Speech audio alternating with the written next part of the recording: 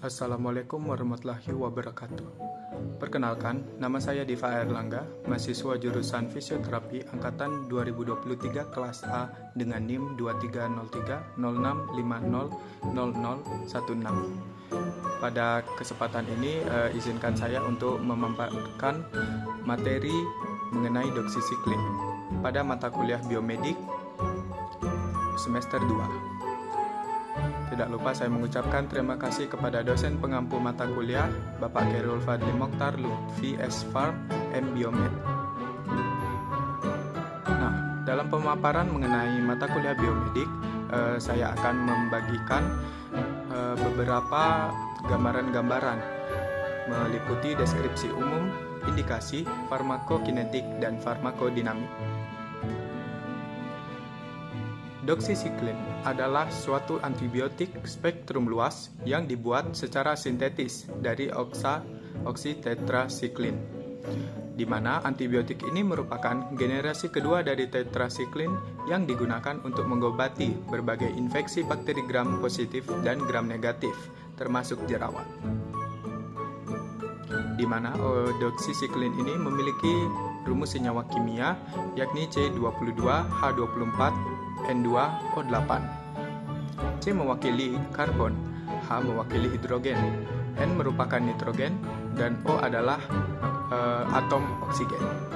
Di mana tata nama IUPAC dari doksisiklin adalah 4-dimetilamino 3,5,10,12,12A pentahidroksi 6-metil 1,11 diokso 1,4,4A, 5,5A, 6,11,12A oktahidrotetrasin 2-karbosamid.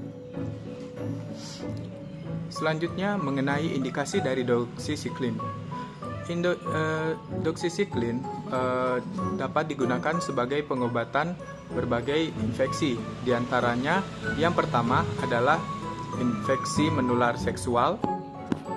Yang pertama adalah IMS. IMS merupakan infeksi menular seksual, di mana infeksi ini dapat meliputi seperti HIV/AIDS,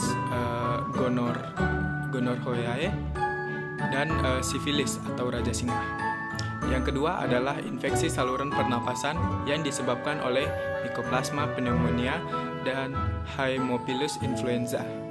Yang ketiga adalah infeksi mata seperti konjungtivitis inclusi yang disebabkan oleh bakteri Chlamydia trachomatis.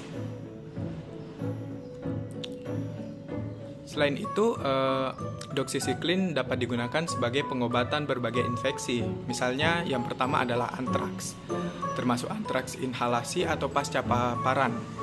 Yang kedua adalah profilaksis malaria akibat Plasmodium falciparum untuk para pelancong atau traveler jangka pendek, di mana para pelancong ini melakukan perjalanan pada suatu negara kurang dari 4 bulan ke daerah dengan strain resistant chloroquine atau pyrimethamine sulfadoxin.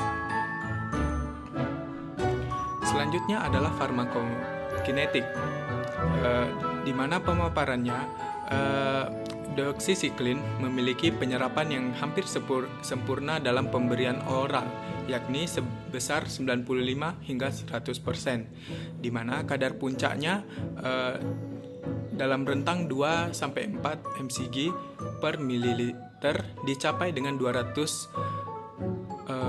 mg setiap 6 jam. Nah, karbamazepin, phenytoin, barbiturat, dan ingesti alkohol kronik dapat mempersingkat waktu paruh doksisiklin ini sebesar 50% melalui induksi pada enzim-enzim hati saat penyerapan berlangsung. Doksisiklin kemudian dieliminasi melalui mekanisme non-ginjal, tidak menumpuk secara signifikan, tidak memerlukan penyesuaian dosis pada pasien dengan gagal ginjal dibandingkan dengan kelompok tetrasiklin lainnya. Dan doksisiklin tergolong sebagai tetrasiklin long acting atau kerja lama dengan waktu paruh selama 16 jam. Selanjutnya mengenai farmakodinamik. Mekanisme kerja dari doxycycline adalah sebagai bakteriostatis, di mana bakteriostatis ini sebagai penghambat sintesis protein pada bakteri. Kemudian doxycycline dapat menekan pertumbuhan bakteri dan sebagai spektrum aktivitas antimikrobal luas, di mana meliputi bakteri gram positif dan gram negatif. Nah, keunggulan dari doxycycline merupakan penetrasi intraseluler yang baik, merupakan aktivitas bakteriostatis terhadap berbagai bakteri dan sifat antiparasit dan antiinflamasi. Di mana dalam penggunaan doxycycline, resistensi silang mikroorganisme terhadap tetracycline sering terjadi. Yang kedua, doxycycline bersifat lipofilik, sehingga dapat menembus beberapa membran molekul target. Yang ketiga adalah efek antiinflamasi doxycycline telah diteliti pada berbagai kondisi kulit inflamasi, sehingga doxycycline tergolong aman untuk kulit inflamasi dan dapat digunakan sebagai pengobatan pada jerawat.